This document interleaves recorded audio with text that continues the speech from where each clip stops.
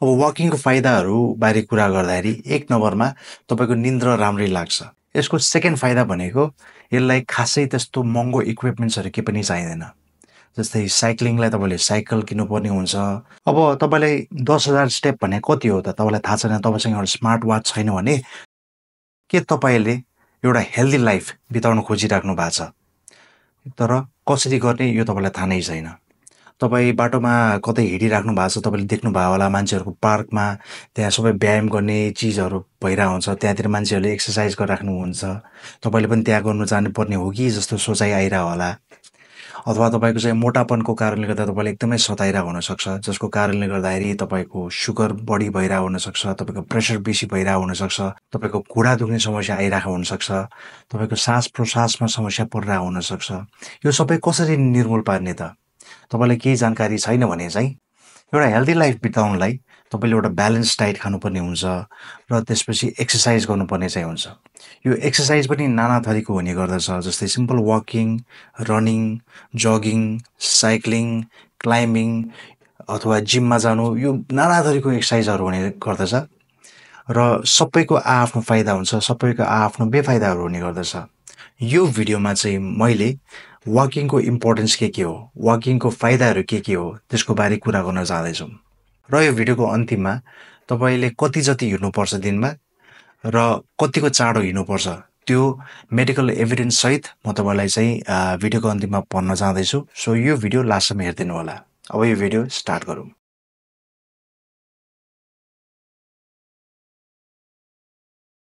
Walking एउटा simple खालको exercise हो, तर मान्छेले चाहिँ सिम्पल मात्र छ भनेर यदि सोच्नुहुन्छ भने होइन। वकिङले तपाईँको शरीरमा यति धेरै सकारात्मक इफेक्टहरू ल्याउन सक्छ।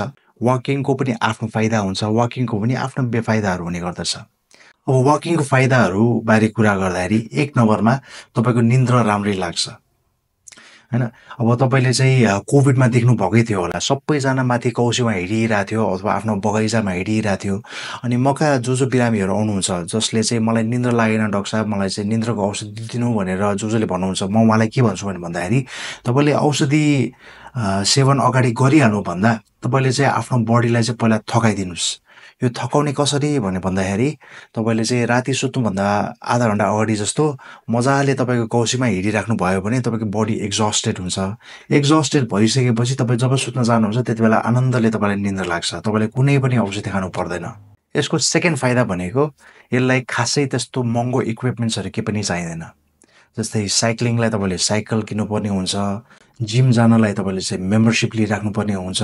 धेरै जसो मान्छेहरूले त मेम्बरसिप लिन्छ तर जिम नै जाँदैन उहाँहरू, किन भन्दाखेरि अब एउटा सर्टन टाइमसम्म उहाँलाई अब गर्छु भन्ने चाहना आउँछ, तर एउटा सर्टन पोइन्ट पुगिसकेपछि उहाँको दैनिक कामको कारणले गर्दाखेरि उहाँले जिम गर्न भ्याइरहेकै हुँदैन, जसको कारणले गर्दाखेरि उहाँले चाहिँ प्रिमेच्योरली छोड्नुपर्ने हुन्छ।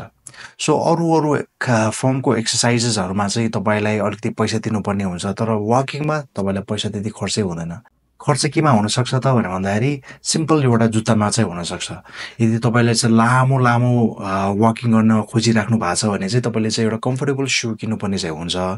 यदि तपाईँले चाहिँ अलिकति नराम्रो खालको जुत्तामा तपाईँ हिँडिराख्नु भएको छ भने तपाईँको पाइतालामा दुख्न थाल्ने, तपाईँको पाइतालामा छालाहरू आउन थाल्ने, दिनभरि पाइताला पोलिराख्ने त्यस्तो समस्या आउनसक्छ।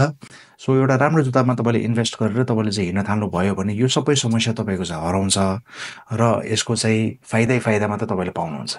नम्बर 3 यसको फाइदा भनेको तपाईँको हातमा छ कि तपाईँले कतिको स्ट्रेनियस एक्सर्साइज गर्नुहुन्छ भनेर। तपाईँले सिम्पल प्लेन बाटोमा हिँड्नुभयो भने चाहिँ माइल खालको एक्सर्साइज भयो, होइन अब यो माइल खालको एक्सर्साइज गर्दा गर्दा अब मलाई पुगेर म अलिकति हार्ड एक्सर्साइज गर्छु भनेर भन्नुहुन्छ भने अब तपाईँले उकालोहरू चढ्न सक्नुभयो, त्योभन्दा पनि स्टिप उकालो चढ्न सक्नुभयो, जस्तै स्वयम्भू भर्याङहरू चढ्न सक्नुभयो। अब अथवा तपाईँले चाहिँ यो ट्र्याकमा मात्र म जाँदिनँ, म अब अरू ट्र्याकमा जान्छु, म एक्सप्लोर गर्छु भनेर भन्न हुन्छ भने तपाईँले गल्लीहरूबाट गएर तपाईँले चाहिँ ठाउँलाई पनि एक्सप्लोर गर्न सक्नुहुन्छ। सो त्यसैले 3 नम्बरको फाइदा भनेको चाहिँ तपाईँले चाहिँ एउटा ठाउँलाई एक्सप्लोर पनि गर्न सक्नुहुन्छ र तपाईँको हातमा छ कि तपाईँले चाहिँ कतिको गाह्रो खालको एक्सर्साइज गर्ने, सिम्पल खालको एक्सर्साइज गर्ने कि अलिकति उकालो चढेर तपाईँ अलिकति मोडरेट खालको एक्सर्साइज गर्ने कि स्वयम्भूको भर्याङ चढेर तपाईँले एकदमै हार्ड एक्सर्साइज गर्ने। सो यो तपाईँमा भर पर्ने भएको हुनाले यसमा एउटा ठुलो फाइदा चाहिँ छ। नम्बर 4 तपाईँको मानसिक सन्तुलन पनि वाकिङ गर्न थालेपछि बिस्तारै निको हुन थाल्छ। जस्तै तपाईँको चाहिँ एङ्जाइटीको रोग छ, जस्तै मन आत्तिने रोग छ अथवा डिप्रेसनको रोग छ अथवा मन निराश हुने खालको रोग छ भने तपाईँले चाहिँ हिँड्न थाल्नुभयो भने तपाईँले आफ्नो माइन्डलाई पनि एक्टिभ राखिराख्नुपर्ने हुन्छ। कहाँतिरबाट हिँड्ने, कसैसँग ठक्कर खाला कि अगाडि केही फोहोरहरू छ कि यो सबै हेरेर अथवा कोही मान्छेले के गरिरहेछ, कोही मान्छेको कस्तो खालको एक्सर्साइज गरिरहेछ, यो सबै हेर्न थालिसकेपछि तपाईँको माइन्ड पनि अक्युपाई भइरहेको हुन्छ। किन भन्दाखेरि जसको मानसिक रोग छ उनीहरूको माइन्ड खाली हुन थाल्यो भने उहाँलाई चाहिँ डिफ्रेन्ट टाइप्सको थटहरू आउन थाल्छ, जसको कारणले गर्दाखेरि उहाँको मानसिक रोग अलिकति बढ्न सक्छ। तर आफूलाई अक्युपाई गरेर राखिराख्नु भयो, जस्तै हिँडेर तपाईँले चाहिँ आफ्नो माइन्डलाई अक्युपाई गरेर राख्नु भएको छ भने तपाईँको त्यस्तो थट्सहरू आउँदैन। नआइसकेपछि तपाईँको यो जुन मन आत्तिने रोग र मन निराश हुने रोग बिस्तारै घट्दै घट्दै जाने गर्दछ। सो यो पनि एउटा ठुलो फाइदामा परिन्छ। नम्बर 5मा तपाईँको वजन घट्न थाल्छ। हो, 1-2 दिन हिँडेर तपाईँको वजन घट्दैन, तर तपाईँले कन्सिस्टेन्टली हिँडिराख्नु भएको छ र तपाईँले चाहिँ खानाको मात्रा पनि कम गरिराख्नु भएको छ, स्पेसली कार्बोहाइड्रेटको मात्रा कम गरिराख्नु भएको छ, सुगर तपाईँले कम्प्लिटली कट अफ गरिदिनु भएको छ र तपाईँले चाहिँ हिँडिराख्नु भएको छ भने तपाईँको बिस्तारै वजन घट्दै घट्दै घट्दै घट्दै जाने गर्दछ। मेरै आफ्नो इक्जाम्पल कस्तो थियो भन्दाखेरि मैले चाहिँ म बिहान हिँड्छु। म दिनमा अराउन्ड 10-11 किलोमिटर जस्तो हिँड्छु। त्यो मलाई चाहिँ 2-2.25 घन्टा जस्तो लाग्छ। अनि यसमा मैले चाहिँ सुगर पनि कट अफ गरेँ, कार्बोहाइड्रेट पनि कट अफ गरेँ। त्यसपछि के देखियो भन्दाखेरि 1 महिनामा मेरो वेट झन्डै 5 किलोले चाहिँ लुज हुन थाल्यो। सो टाइम लाग्छ तर इम्पोसिबल चाहिँ होइन। तपाईँले वाकिङलाई निरन्तरता दिइराख्नु होला।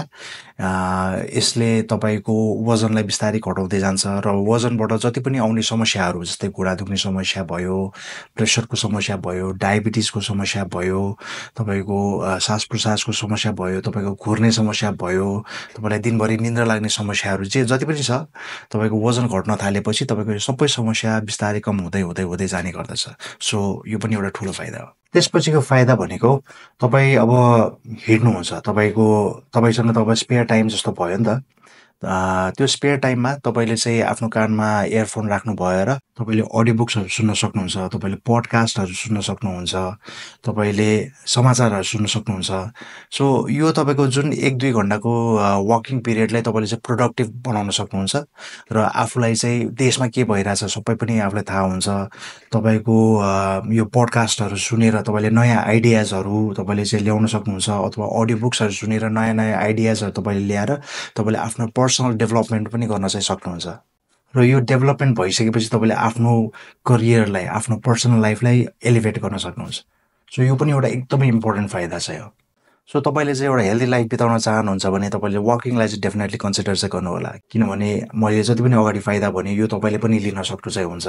र धेरै जसो मान्छेहरूको एउटा कस्तो खालको बानी हुन्छ भन्दाखेरि म भोलिदेखि एक्सर्साइज गर्छु, म भोलिदेखि एक्सर्साइज गर्छु, म भोलिदेखि एक्सर्साइज गर्छु भनेर भन्नुहुन्छ कतिजनाले होइन। तर उहाँले चाहिँ एक्सर्साइज स्टार्टै गर्नु सक्नुहुन्न। तपाईँले यदि हिँड्न चाहनुहुन्छ भने अलार्म राख्नुहोस्, अलार्म राखिसकेपछि 1 दिन हिँड्नुहोस्।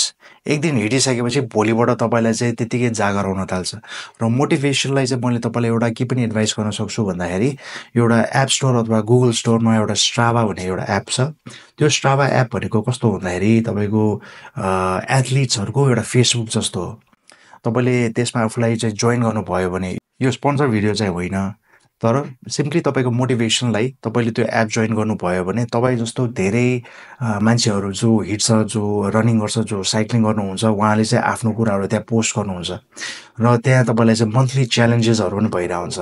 यो मन्थली च्यालेन्जेसहरू देख्न थालिसकेपछि तपाईँलाई एउटा एक्स्ट्रा मोटिभेसन पनि आउँछ। यो एक्स्ट्रा मोटिभेसनबाट चाहिँ तपाईँले आफूलाई चाहिँ हिँडाइराख्न चाहिँ सक्नुहुन्छ। अब अगाडि मैले जुन कुरा भनेको थिएँ, तपाईँले कति हिँड्ने त भने भन्दाखेरि तपाईँले दिनमा चाहिँ 10,000 स्टेप्स हिँड्नुभयो भने तपाईँको बडीलाई एकदमै बेनिफिसियल रोल चाहिँ खेल्छ। 7,000 देखि 8,000 स्टेपसम्म जब तपाईँ हिँड्नुहुन्छ, मेडिकल जर्नल्सहरूले के भनिरहेछ भने तपाईँको मोर्टालिटी, तपाईँ मर्ने चान्स 70 देखि 80% चाहिँ घट्दै घट्दै जान्छ। र 8,000बाट तपाईँ 10,000 स्टेपसम्म जानुभयो भने तपाईँको बेनिफिट अझै अलिकति बढ्न चाहिँ बढ्छ। तर 10,000 स्टेपभन्दा माथि गयो भने चाहिँ खासै त्यस्तो बेनिफिट चाहिँ हुँदैन। उल्टा तपाईँले चाहिँ 10,000 स्टेपभन्दा माथि हिँड्नुभयो भने तपाईँले चाहिँ आफूलाई हार्म चाहिँ गरिराख्नु भएको छ। जस्तै तपाईँको बडीको वेयर एन्ड टेयरहरू अलिकति बेसी हुन थाल्छ। सो 10,000 स्टेपसम्म चाहिँ तपाईँले लिँदा एकदमै राम्रो हो। यो चाहिँ ल्यान्सेट जर्नल्समा पनि छ र अरू मेडिकल जर्नलहरूमा पनि लेखेको चाहिँ छ। अब तपाईँलाई 10,000 स्टेप भने कति हो त? तपाईँलाई थाहा छैन, तपाईँसँग एउटा स्मार्ट वाच छैन भने त्यो लगभग तपाईँको 7.5 किलोमिटर जस्तो चाहिँ हुने चाहिँ गर्दछ।